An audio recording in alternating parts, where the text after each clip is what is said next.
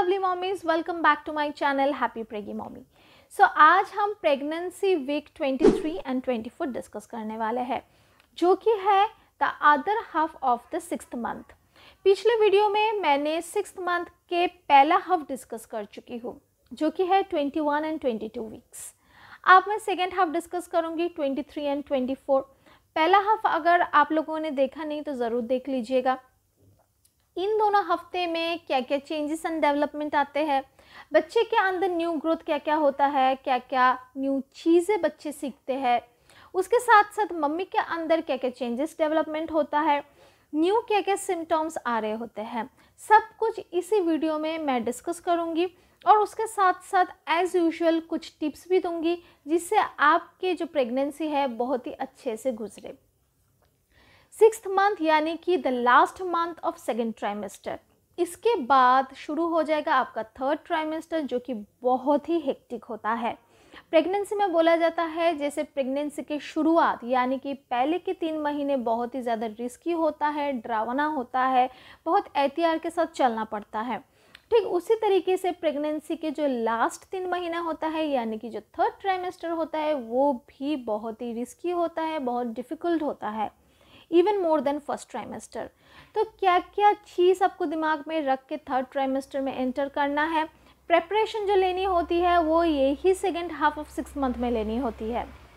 सब कुछ आप लोगों के साथ में डिस्कस करूँगी, आप लोगों को सजेशन भी दूंगी ताकि आपके third trimester easy and smooth रहे।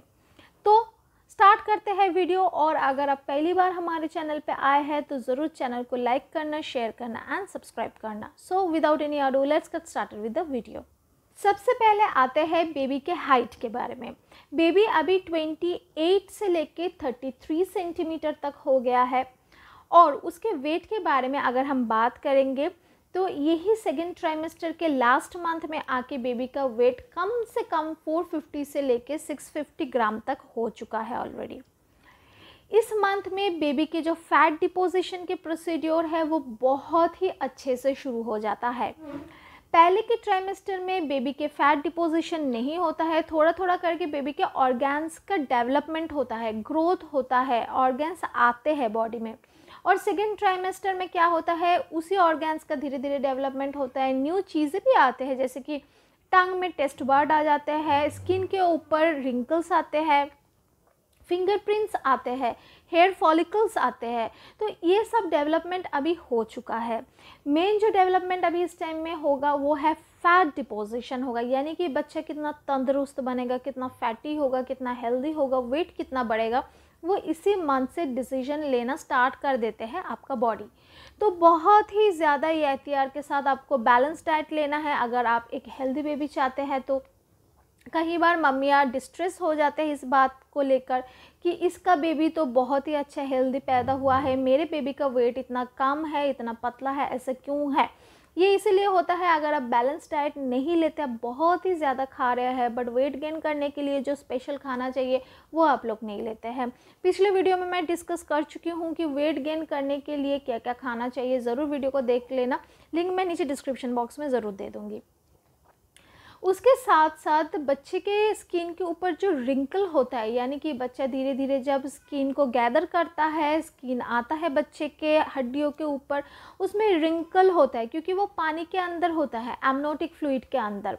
अब जैसे ही बच्चे के स्किन के नीचे फैट्स आ जाएंगे, वो स्किन इलोंगेट हो जाता है और स्किन से वो रिंकल हट जाता है।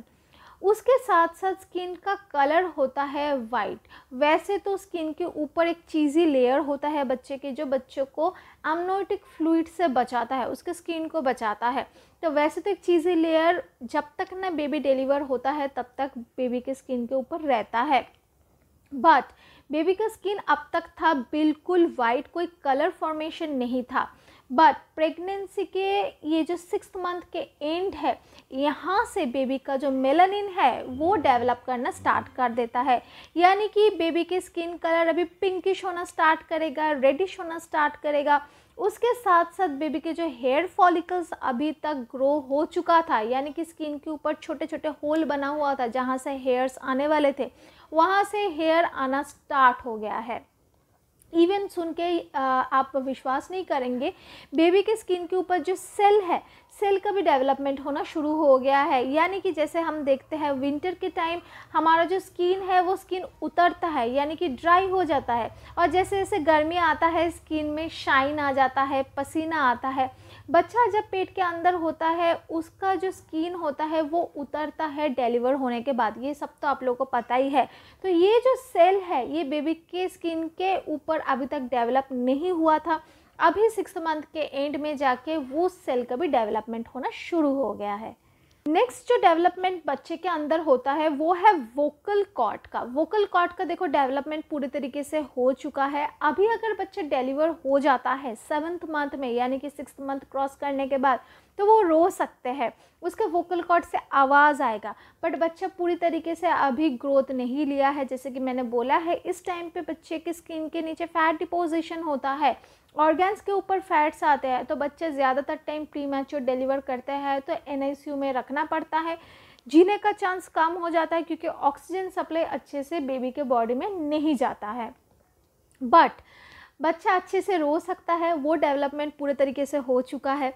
उसके साथ साथ बच्चे का जो डाइजेस्टिव सिस्टम है वो फुल्ली रेडी है, तैयार है। यानी कि पीने के लिए बच्चा जब बाहर आ जाएगा वो ब्रेस्ट मिल्क लेंगे या फार्मूला फीड करेंगे, उसको हज़म करने का जो प्रोसीड्योर है, एंजाइम्स है, वो पूरे तरीके से डेवलप हो चुका है। बेबी अभी खाने के भी लिए पूरे तरीके से तैयार है।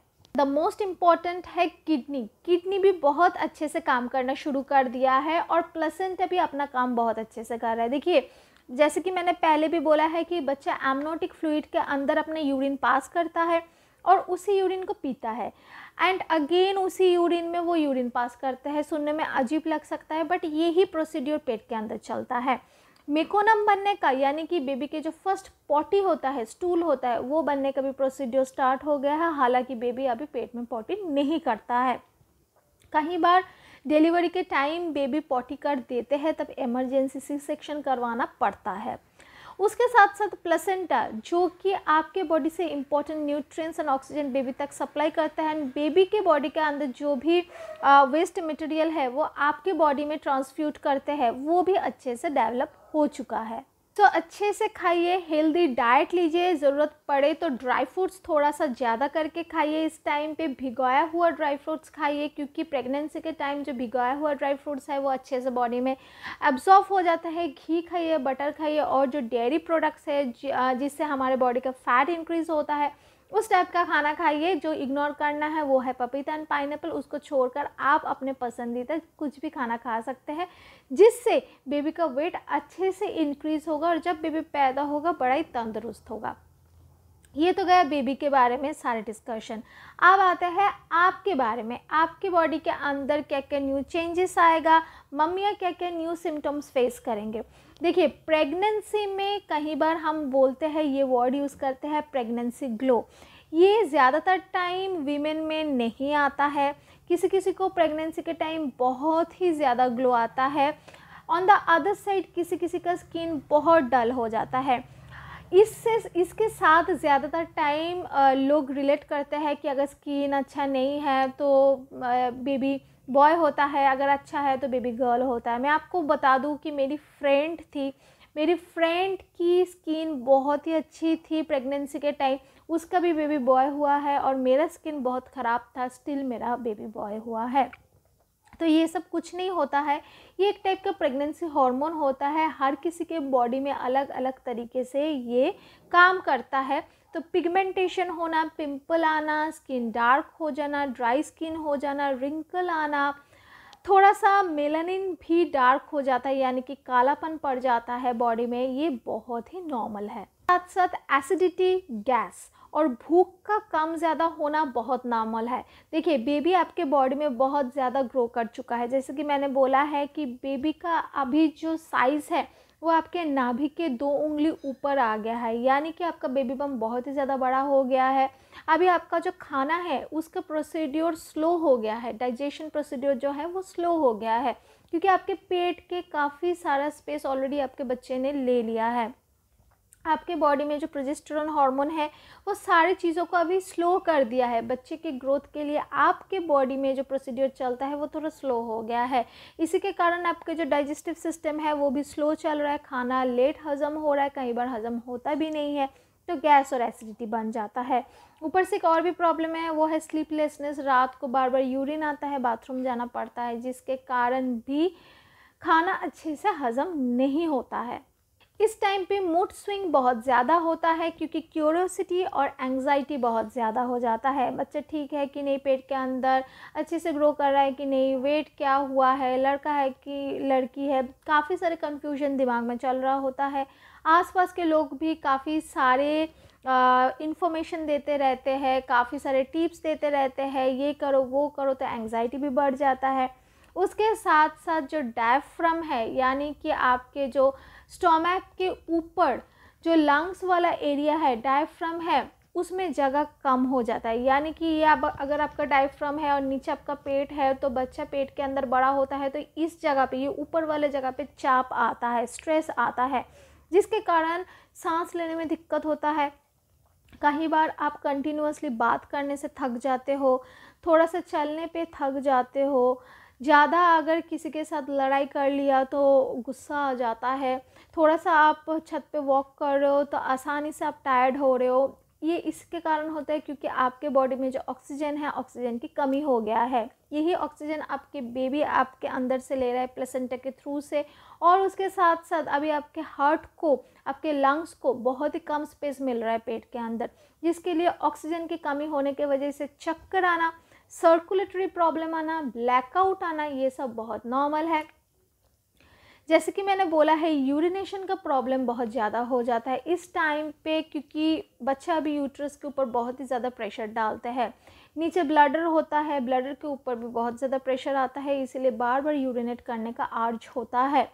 इस टाइम पे यूटीआई होने का प्रॉब्लम ज़्यादा होता है, क्योंकि जैसे ही आप बार बार वॉशरूम में जाएंगे, जब आप घर के बाहर जाएंगे, हॉस्पिटल में जाएंगे, बाथरूम विज़िट बढ़ जाता है, किसी भी तरीके से इन्फेक्शन आ सकता है। और इस टाइम पे हमारे शरीर के अंदर जिस टाइप का hormonal up and down fluctuation होता है, इसीलिए जो हमारा वेजाइनल एरिया है, सर्विक्स एरिया है, यानी कि बच्चेदानी का मुंह है, वो बहुत ही सेंसिटिव हो जाता है, तो आसानी से जो इन्फेक्शन है वो अफेक्ट कर जाता है।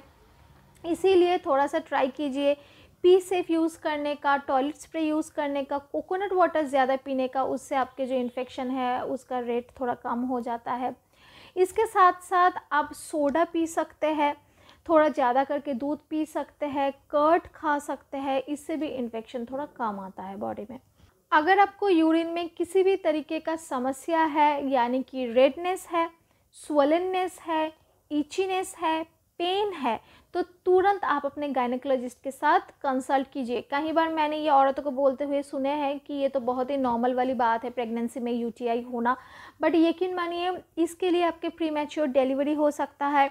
अगर आपके प्रीमैच्योर डिलीवरी हो जाएंगे तो बच्चे के अंदर वो इन्फेक्शन जा सकता है।